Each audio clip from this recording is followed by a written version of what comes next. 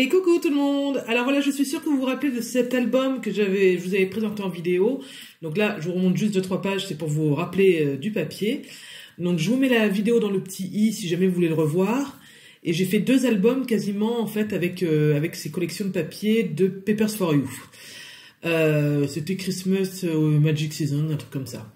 Et il me restait, voilà, j'avais utilisé vraiment toutes les feuilles 30-30 et voilà ce qui me reste comme chute. Donc autant vous dire que alors là, on est vraiment dans les chutes de papier. Je veux dire, j'ai aucun tag, j'ai juste ces petits dice cut là qui vont me servir. Et encore, je vais vous montrer qu'on peut faire sans. Et voilà, c'est vraiment les bouts, vous savez, qu'on découpe, les bouts de feuilles. Voilà, rien d'entier, pas d'image complète. Rien du tout. Et ben, je vais vous montrer qu'on peut quand même faire une carte avec ça, parce que vraiment une carte c'est des tout petits formats et il suffit vraiment de pas grand chose pour faire un projet. Et donc comme on est dans Noël, c'est ce papier de Noël. Donc si j'utilise pas cette année, c'est mort jusqu'à l'année prochaine. L'année prochaine, quand je vais ressortir ces chutes là, non, je pense que ça va pas me plaire du tout. Donc il faut vraiment que je m'en serve cette année.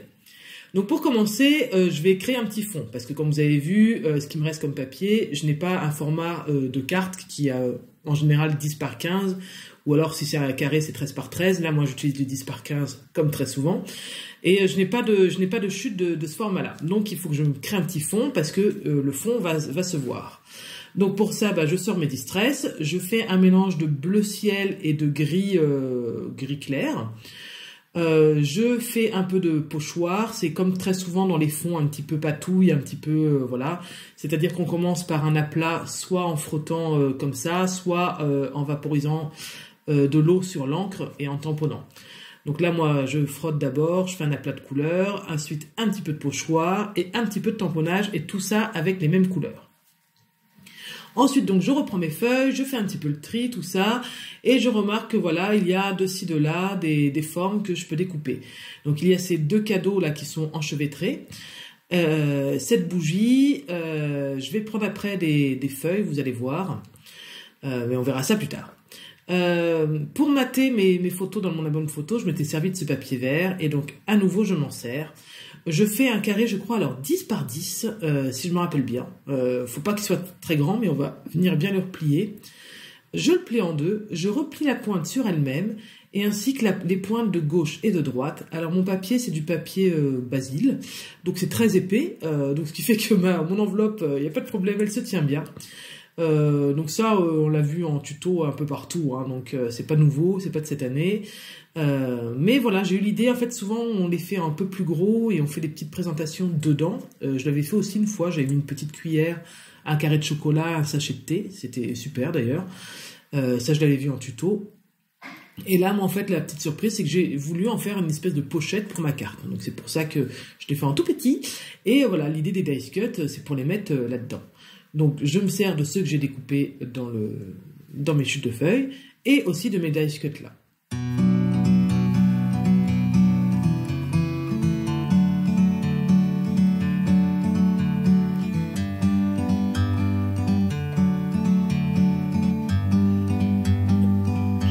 Like a bird on a tree, I'm just sitting here. Donc là, je positionne absolument tous mes papiers, vous voyez, un par un. C'est un peu long, c'est l'étape la plus longue. Et encore, je vous coupe une partie au montage pour pas que vous vous endormiez. Mais voilà, c'est ce qu'il y a de plus long en général, hein, c'est à sortir les papiers, essayer. Et moi, j'ai vraiment besoin, je me projette forcément souvent dans ma tête. Mais la plupart du temps, je superpose comme je viens de le faire pour mieux me rendre compte, parce que vraiment les couleurs, quand on superpose pas, on se rend pas vraiment compte, hein. 2 verres ne peuvent ne pas être pareils, ne peuvent ne pas aller avec le même papier, voilà. Donc j'ai choisi ce papier qui est assez chargé. Je voulais un papier chargé parce que on est quand même sur un fond de carte assez pâle, avec les motifs, avec la petite enveloppe qui n'est pas non plus énorme. Donc voilà, je voulais un petit comment dire, une petite bannière, j'ai trouvé mes mots, pour venir voilà réveiller un petit peu tout ça, un petit peu créer un petit peu de comment dire de vitalité à cette carte. Donc j'ancre un petit peu mon enveloppe pour lui donner un petit peu de relief, la vieillir un petit peu aussi. Voilà, ça fait un petit peu moins papier découpé. Ça aurait peut-être été malin, encore une fois, que je le fasse avant de la coller, mais il aurait fallu pour ça que je me projette beaucoup mieux. Et non, ça c'est pas possible. Je rajoute, je trouvais que ma petite avec le dice cut là, c'est voilà, j'avais envie de rajouter une petite étiquette et comme je voulais pas la tamponner sur du blanc, ça aurait vraiment trop ressorti.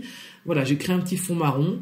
Et comme ça, voilà, ça me fait un petit élément à rajouter. J'avais pas trouvé autre chose dans mes chutes, hein, j'aurais peut-être pu encore. Mais je sais pas, j'avais envie de faire ça, donc je l'ai fait.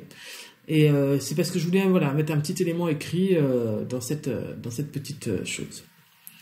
Donc vous voyez que j'ai collé ma petite bannière à côté. Donc j'ai déchiré pour ça. J'ai déchiré en tirant le papier vers moi, ce qui fait que ça fait une petite bordure blanche en fait à la déchirure. Donc ça c'est une astuce, hein. Si vous retirez vers vous, ça fait la petite bordure blanche. Donc des fois on la veut. Si on la veut pas, vous tirez dans l'autre sens, la bordure sera de l'autre côté et comme ça ne fera pas de petits bords blancs. Ça dépend vraiment du projet que vous voulez. Donc ensuite j'assemble tout ça. Je joue aussi un petit peu avec les scotch pour créer un petit peu de profondeur. I got time, it's clear to see. From up here, the world seems small. We can sit together. It's so beautiful, you and me. We meant to be. Alors je m'excuse un peu, je trouve que la luminosité dans cette vidéo elle est franchement pas terrible. J'ai essayé de faire ce que je pouvais au montage, mais je sais pas pourquoi ça m'a fait ça. Je sais pas, c'est hyper lumineux. Enfin, je sais pas pourquoi, parce que j'ai filmé absolument au même endroit que d'habitude, dans les mêmes conditions. Donc franchement c'est pas agréable. Donc voilà, vous m'envoyez désolé. En plus on voit pas très bien, mine de rien. J'ai fait ce que j'ai pu pour sauver les meubles, mais bon voilà, c'était pas terrible. Donc là, je vous montre que voilà, par exemple, quand on a des éléments... Ah oui, alors là, c'est encore pire, ouais, c'est ça. Là, c'est encore pire, je me rappelais. Alors, je crois que j'ai filmé en fin d'après-midi et j'ai démarré sans lumière artificielle et j'ai fini avec la lumière, mais sans faire de changement sur ma caméra, en fait.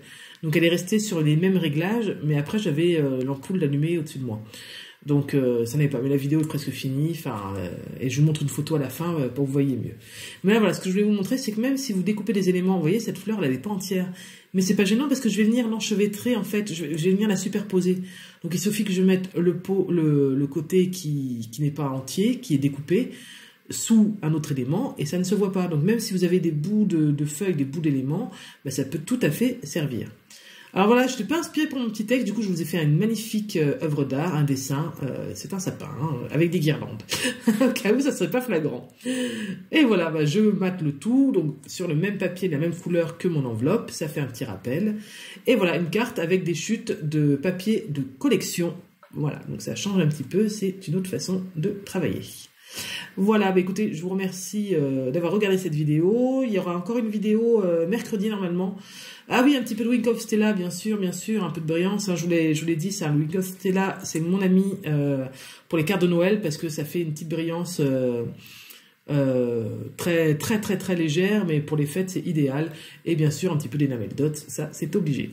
Voilà, il y aura une autre vidéo mercredi sur un autre tuto carte très rapide, elle sera hyper rapide. Et voilà la carte à la fin avec une couleur à peu près correcte. Voilà, bah, plein de bisous, scrapez bien, prenez soin de vous et bonne année. Bye bye. Forever free.